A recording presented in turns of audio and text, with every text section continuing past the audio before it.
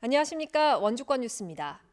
내년부터 도내 중고등학교에 진학하는 신입생은 모두 무상으로 교복을 지원받을 수 있게 됐습니다.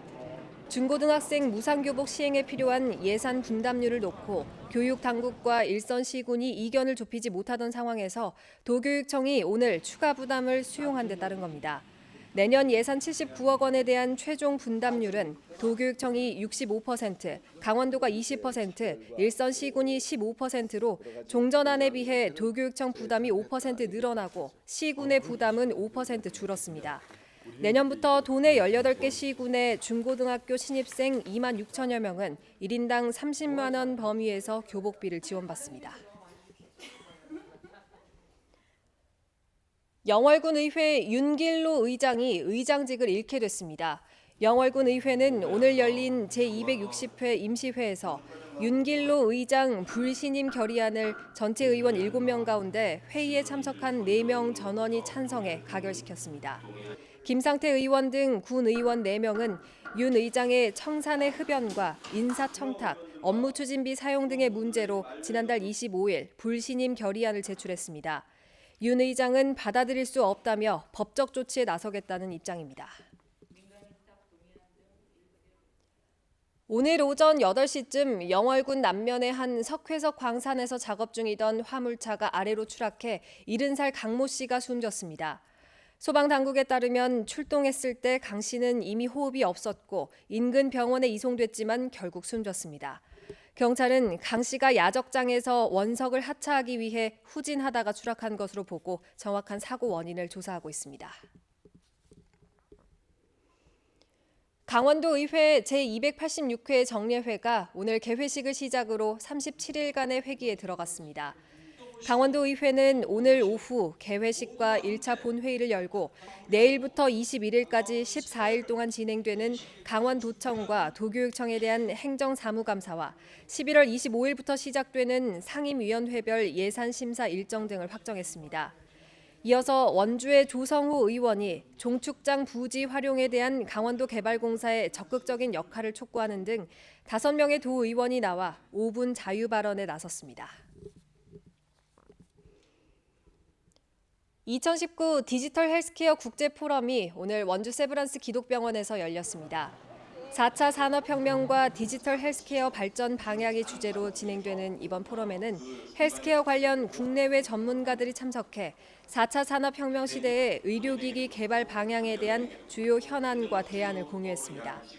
포럼은 4차 산업혁명과 디지털 헬스케어, 스마트 헬스케어 분야 빅데이터 활용, 디지털 헬스케어 서비스 모델 등 3개 부문으로 나누어 진행됐습니다.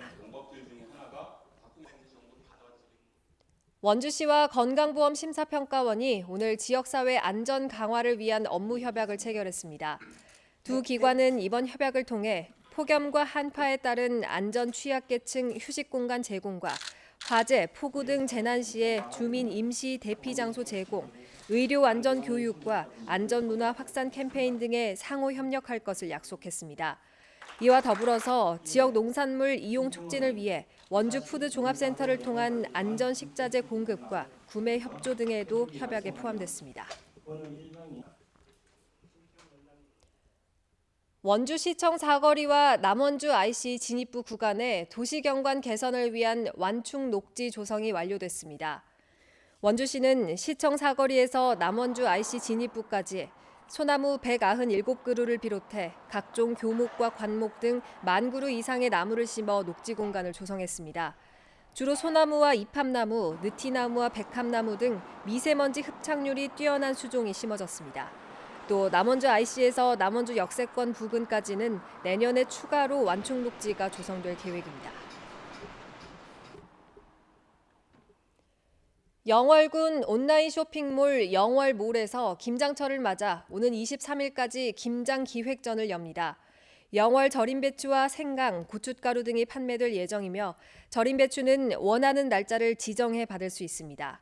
행사 기간 동안 영월몰에서 절임 배추를 구입한 후에 김장 사진 후기를 남기면 3만 원에서 5만 원 상당의 경품이 지급됩니다. 친환경 인증 등으로 농산물 잔류 농약 분석 수요가 크게 증가하고 있습니다. 횡성군 농업기술센터는 올 들어 농민들의 농산물 안전성 분석 의뢰가 400점에 달했고 이는 작년 같은 기간보다 2배 이상 증가한 수치라고 밝혔습니다. 횡성군은 농약 분석을 무료로 지원하고 있으며 수요가 증가함에 따라 내년까지 분석 장비를 보강하고 전문 인력을 추가로 확보할 계획입니다. 주요 광물 가격 동향을 수시로 확인할 수 있는 카카오톡 채널이 개설됐습니다. 한국광물자원공사는 그동안 웹서비스만 운영되던 구리와 아연 등 16개 광물 가격의 정보와 주간 광물 가격 동향 등을 이달부터 카카오톡 채널을 통해 받아볼 수 있다고 밝혔습니다. 구독을 희망하는 사람은 카카오톡에서 광물자원을 검색해 친구로 추가하면 됩니다. 뉴스를 마칩니다. 고맙습니다.